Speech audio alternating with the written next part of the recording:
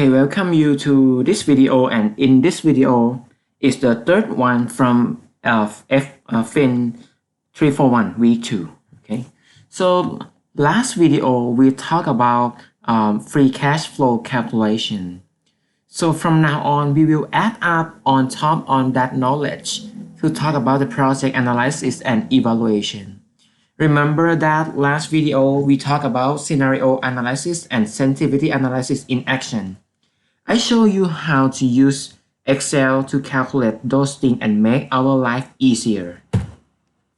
So this is the key concept of this chapter. We're gonna discuss about a sensitivity analysis and scenario analysis. Why we need these two tools. Then we're gonna discuss about the break-even point. So you might be familiar with the break-even point, but at this point in time, we will focus more on detail. Cash break-even, accounting break-even, and financial break-even. And finally, we're gonna discuss about capital rationing. So these are the required corporate finance skills if you are interested to work as a corporate finance people in the futures. These are a must skills. So chapter outline. In this chapter, we're gonna discuss about evaluating NPV estimate. Okay, by looking at scenario and sensitivity analysis and how they imply to us when we want to make a decision. Then we're gonna discuss about the concept of the break-even, operating cash flow, sales volume, and break-even, and finally capital rationing. So you remember from last video that we discussed about the NPV calculation, and I told you that NPV is one of the most important financial indicator when you are looking at some investment project. But in fact, NPV is just an estimate because we use several assumptions. Okay, so a positive NPV is a good start. Now we need to look more in detail. So we think about the forecasting risks. Okay, so something might be some assumption might be sensitive, some assumption might be moved beyond what we think in the past. So the magnitude of the variation is an important thing that normally corporate finance people look like. And then source of value. Why do this project create value? Imagine about last example. I told you that sale volume, it will be like 10,000. But what happened if the economic crisis happen, bring the sales volume down to 6,000 or 5,000? So NPV gonna change from what we discussed. So keep in mind that in the future, if you work on this kind of financial assignment, we usually think about the conservative assumption. Okay. Try not to be too optimistic, otherwise every project will have a very high NPV, IRR, and a very short payback period. Okay, so what happens if the NPV under different cash flow scenario? So right now we tend to see some changes or some variation in terms of those assumptions. We discuss about base case. Okay, everything they pro to you, they help you. So it's getting larger than planned, higher revenue and low cost. Okay, worst case, low revenue, high cost. You see, this is a worst case. Then scenario analysis help you to measure the range of possible outcome based on this variation. So have a look on this. Scenario analysis basically change more than one variable. In this case, you see, we change 4 variables at the same time. Unit sale might change to 5,500. Per unit price gonna drop. Variable cost is higher, and fixed cost per unit is higher, is larger. So here is the base case. Okay.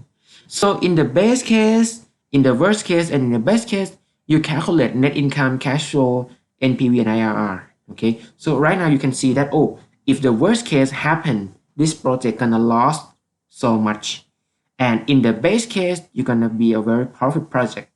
So in the best case, is the most likely case, the NPV is around 15,000. Okay. So scenario analysis is the determination of what happened to NPV estimate when we ask what if questions. Okay, what if question is mean what happened if the sale unit go to 5,500 and price per unit go to 75, variable cost go to 62 and fixed cost go to 55,000. Okay, so I want to make sure that you understand scenario analysis very well. Okay, remember about this slide based on our case study that we did in the previous video. So here is the scenario analysis in action, and we use what if analysis from data table function in the Excel to help our life easier. Okay, so right now you can understand the magnitude of the NPV when you change two variables at the same time. Then the next tool is about sensitivity analysis. Okay, so the question is that what happens to NP when we change only one variable at a time? So right now we want to assess the variability of one assumption if we change. So if some assumption that are very sensitive, it means that if you change it a little bit, then NPVs become negative very easy. So in this case, you see that they change only unit sale, okay, and they recalculate everything once again. In this case, they change only fixed cost and then they recalculate everything again, okay. So in concept, it's a sensitivity analysis is an investigation on what happened when only one variable is changed. I hope that you remember these tables, okay, from our case study in the previous video. In the first example, I vary sales unit from 10,000 to 9,000 to 8,000, okay, and remain author assumption the same. So if someone asks me, what happened to sales if what happened to NPV if I reduce sales to some numbers? I will say that, oh, if you reduce around 8,000, NPV become minus something, okay? So in reality, you may change to 9,500, 9,000, 8,500. So the span or the step here is based on your decision, okay? So this is all about the sensitivity analysis. So once you plot NPV against unit sales, you can see that this is the line, this is a line chart that shows that NPV gonna be 0 at some point around here, okay? So we must be very careful. If the sales unit drop below this level, that will bring this project negative NPV. So the steeper the result of the line is, the greater of the sensitivity is. Okay, so be careful, and then I hope that you understand the application of the sensitivity analysis. So to make a decision, we need to consider those effects from sensitivity and scenario analysis. Okay, so at least it helps us to make some decision. The next concept is about break-even analysis. It is a common tool for analyzing the relationship between sales volume and profitability. So actually, what I want to tell you is that break-even analysis, in fact, it tries to find numbers of sales volume that bring some indicator to 0. There are 3 common break-even measures. The first one is accounting, the second one is cash, and the third one is financial. So keep in mind that the word break even is mean that the sales volume that brings something to 0. So in case of the accounting, so the thing that gonna be 0 is net income. Okay, so cash break even is mean operating cash flow, and then financial break even is mean net present value. So accounting break even is the sales volume in which net income becomes 0.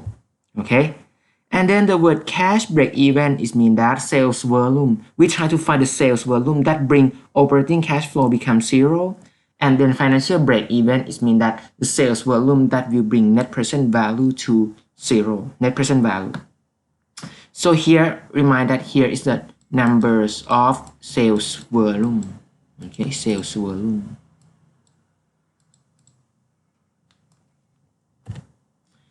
For example, There are two types of costs that we need to be very careful. It is a variable cost and it is a fixed cost. Okay, you might know this concept before.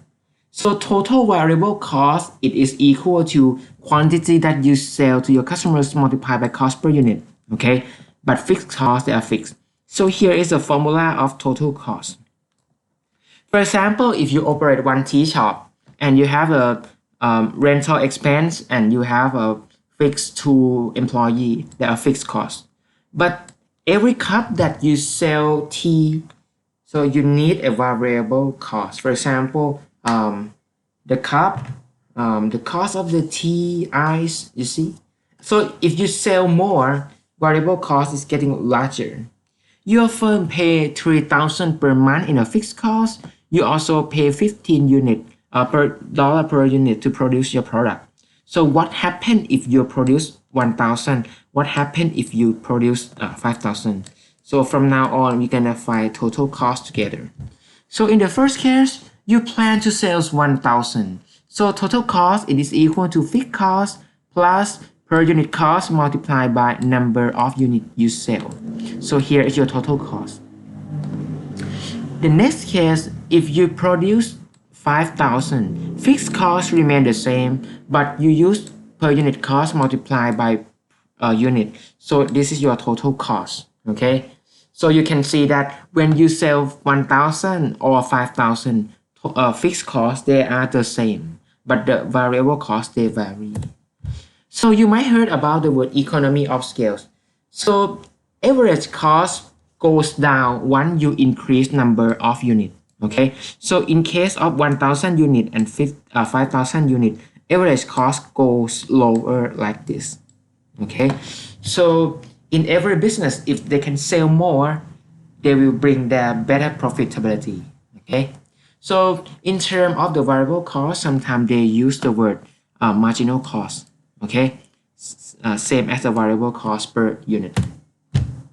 So let's bring our attention to accounting break even. Like I told you that we have accounting break even, cash flow break even, okay, and financial break even. Okay. So the word accounting break even is mean the sales unit that bring net income to zero. Okay, so later on I will have one slide to show you about how we derive here. So basically net income, it is equal to sales minus variable cost minus fixed cost and then minus depreciation, and here is the tax rate. Okay, so if you reorganize this formula until here and here, you will get this formula. Q, or the quantity that lead to zero net income, is here. Okay, it is equal to fixed cost plus depreciation divided by price minus by variable cost. Okay, later on in the following slide, I will show you how we derive here in detail.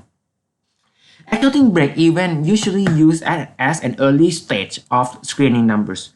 So neglect those projects if they even cannot break even for accounting. Okay, if a project cannot break even on accounting basis, then no need to conduct any further analysis. Just neglect those one. Okay. But why we need to move on to the cash break even? Because we are interested more in cash. Okay, that's why we need to move furtherward to cash break even and financial break even. Okay. Following this example, a new product require initial investment of 5 million and it will depreciate over 5 years. Okay, and then zero salvage value. The price of new product will be here. So here is P. Okay, and here is the V.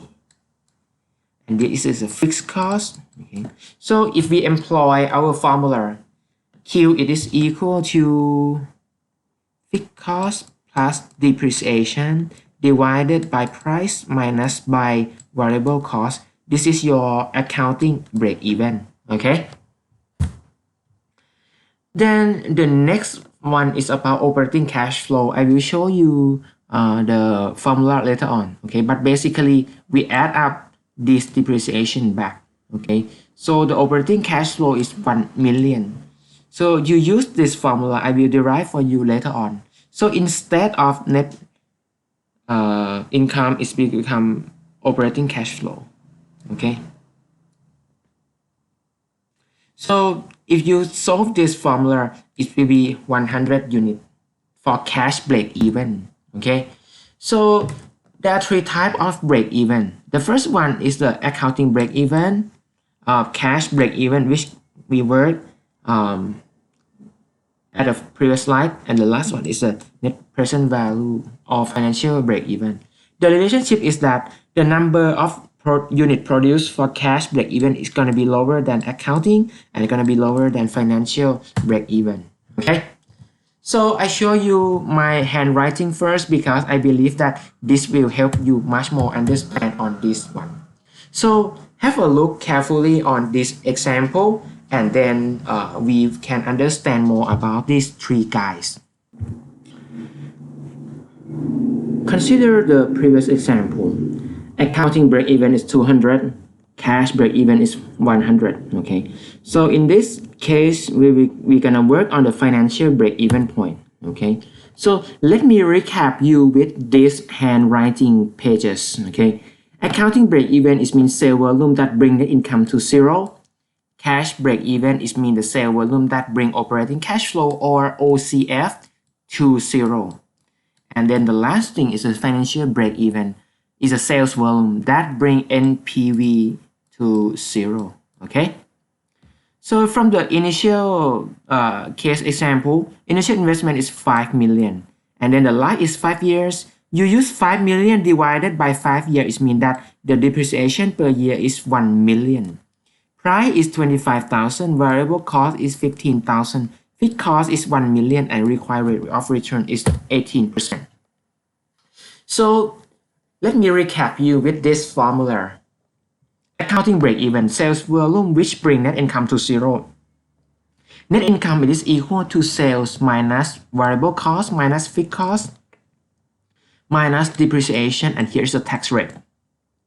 So you solve the equation, you will get this formula Q1. I will use Q1 as an accounting break-even. Fixed cost is 1 million. Depreciation is 1 million. Price minus V is here. Okay, so this is a accounting break-even. Then we look at the cash break-even, sale volume which operating cash flow becomes zero. So here is the operating cash flow. Okay, be careful on this. So sales volume minus variable cost minus fixed cost minus depreciation. But in terms of the operating cash flow, we plus back depreciation. So you can see that here it close together out. So here you can arrive at this formula. Q2 it is equal to OCF plus F fixed cost divided by P minus V. But the cash break even is mean the operating cash flow becomes zero. So this term becomes zero. So actually you just use fixed cost divided by price minus V. Okay, so here is the cash break even. The third one is a little bit more complex. Okay, but it is not too difficult for us all. Financial break even is a sales volume which bring net present value to zero. Be careful on this. Okay, we're gonna find net sales volume. So we need to draw a cash flow diagram. You invest 5 million in the first year, and this is your operating cash flow. Okay, that bring net present to value. So all cash flow here must make NPV to zero. So let us employ the formula that we use in the present value interest factors table. Okay, in this case, I will mention this thing to you once again in the next online class. Okay, so present value it is equal to OCF here, and this is the annuity, ordinary annuity. Okay, remember this is ordinary annuity.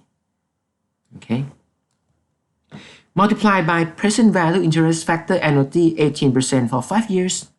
So you have a look on the table, and this is the value.